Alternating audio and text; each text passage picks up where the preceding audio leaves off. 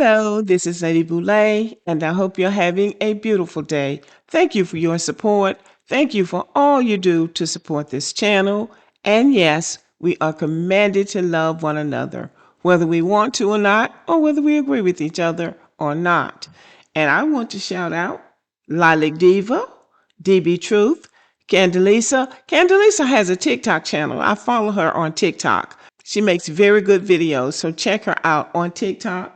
I want to shout out Sherry Turner, A. McMill, Daphne Porter, Generation 1980, and Pack Delight. Thank you so much for your support.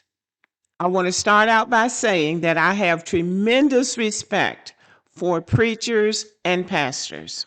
I go to church. Church hasn't hurt me, so I go to church.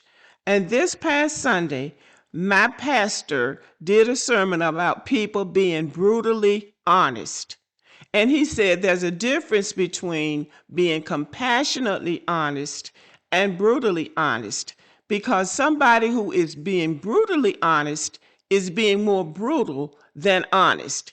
What they might be saying might have some truth to it, but they're still trying to hurt as they are brutally honest. And that brings me to Pastor Manning. Pastor Manning is on TikTok yelling at Black Americans about our failures. Every time he opens his mouth, he proves one thing. He is committed to misunderstanding Black people. So today I'm going to break down exactly why his argument doesn't hold up emotionally, historically, or logically. Black Americans are studied, debated, talked about, surveyed, and surveillanced more than anybody probably in the whole wide world. Our history is documented, and everything that's said about Black Americans is documented, whether it's good or bad. So we don't have to rely on Pastor Manning's logic to tell our story, because Pastor Manning's logic is a house built on sand. I want you to listen to this video by Pastor Manning. If you were so damn good, hell, white people would have moved to Africa rather than coming from England to America, because y'all would have built up Africa like a damn Taj Mahal everywhere you look. There would have been a damn Taj Mahal, an Eiffel Tower, and every damn thing else would have been over there in Africa, and white folk would have moved to Africa rather than coming to America, you damn nappy-headed liar. Talking about we built them, man. Built a damn thing. Over there in the Congo now, people are suffering, drinking unhealthy water, ain't got no damn medication, no indoor plumbing system, living in damn grass huts in the year 2026, talking about you built America. Hell, if you're so damn good at building America, why didn't you build the damn Congo? Why didn't you build Niger? Why didn't you build those nations over there now? Talking about you built this and you built a damn thing in America. You're lucky that God let you come in to be slave. You lucky God let you be a slave in America. No, you built a damn thing. This kind of rhetoric is so unserious that it's almost hard to respond to. But I'm going to respond to it because people like him thrive on confusion. Now, he's sort of like Jesse Lee Peterson. You can't debate them because they created the frame, and the frame is nonsense. Comparing enslaved Black Americans, people who were legally forbidden from literacy, property, ownership, wealth accumulation, and architectural expression, to emperors with unlimited resources, armies, and centuries of uninterrupted rule, that's not a comparison. That's a setup. I go back to what my pastor said Sunday. People who are trying to tell the brutal truth is more interested in brutal than they are in truth, because you can tell the truth and you can be compassionate about it.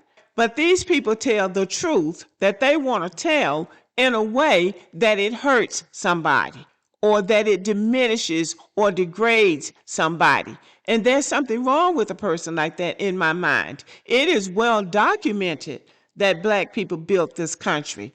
It is well documented that this country was built on an agricultural system that Black people cultivated. It is documented that Black people built the iconic buildings, many of the iconic buildings of the United States. It is documented that the Black people built the railroad system right up until the Pacific Northwest, where the Chinese took over. White people didn't do that. White people didn't do this work. White people took an invention, a Chinese invention called gunpowder, and they used that to subdue the world. And there are Black men in this world who look up to white people and the system that they built on brutality. See, these people are more interested in telling a story of brutality than telling the story of human beings who operated within that brutality to survive. And I'm not even trying to be messy, but Pastor Manning reveals who he is in the form of confessing who he used to be. Now, I hear the confession, but I don't hear the repentance. Listen to this. I just want to take this time to say to everybody who's now listening to our ministry, and for those of you who know, and share this video with them to let them know I'm Pastor Manning. I'm an ex-convict. I don't rob and steal no more, and I'm sorry for the robbing and stealing that I did. I did a lot of awful things. I walked on a lot of people. I stepped on a lot of people's toes.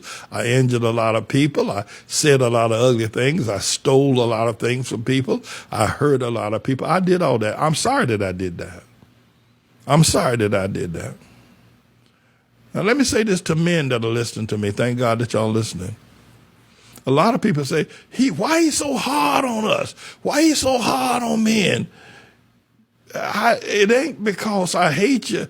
It's because I love you. So Pastor Manning has admitted who he is and what he used to be. He is an ex-con, and he tells his story his way, and none of that sounds good. Now, there are Black people who went through the slave system, the brutal system of slavery, and then resort to using and taking advantage of other people. So what he's doing now on this ministry, with this so-called ministry, he says he's doing it out of love. I don't believe that. That's not love, in my opinion, to try to tear down people and try to diminish who they are and what their contribution to the world has been. I don't call that love. I do not call that love. I've been where a lot of you men are that are not taking care of your children, not taking care of your family, not being accountable, not you doing what you need to do. And this is where he gets people, because he talks about things in the community that need to be fixed. But then he goes right around and degrades and diminishes the efforts that we have made. His truth is too brutal for me. He takes the suffering Black Americans endured and uses it really as proof of inferiority. And to me, that's not truth telling. That's abuse dressed up as honesty. He compares Black Americans to groups who were never enslaved. He blames Black Americans for conditions created by white supremacy. His brutal truth is just brutality. I am not going to attack him personally, but I am going to name the pattern. Men who have lived through extreme personal failure often reinvent themselves as prophets of harsh truth. It gives them moral authority they didn't earn, a platform they didn't build, and a sense of superiority they don't actually possess. His ex-con turned prophet persona is performance. Why does he keep attacking Black Americans? Because he needs an audience. And negativity is the easiest way to build an audience. And also, white supremacists love that. I actually got this video from my For You page for some reason from a white supremacist. But I did go to Pastor Manning's page and got these videos. He knows that if he says something outrageous about Black people, somebody will clip it, repost it, argue about it, and keep his name circulating. He's not speaking truth. He's feeding the algorithm. And yes, I'm reacting to his videos, but I hope I'm exposing him too. It's all right to call out things about the Black community that needs to be fixed, but there needs to be a balance. There are some wonderful things about our community, and those things need to be talked about too.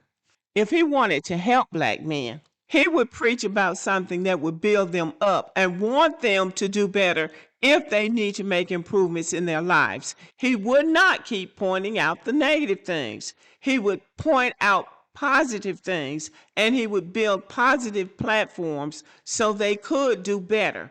Maybe he is doing that at his church in New York, but it certainly doesn't sound like that's what he's doing on social media. In my opinion, he's doing more harm than he is good because white supremacists love him.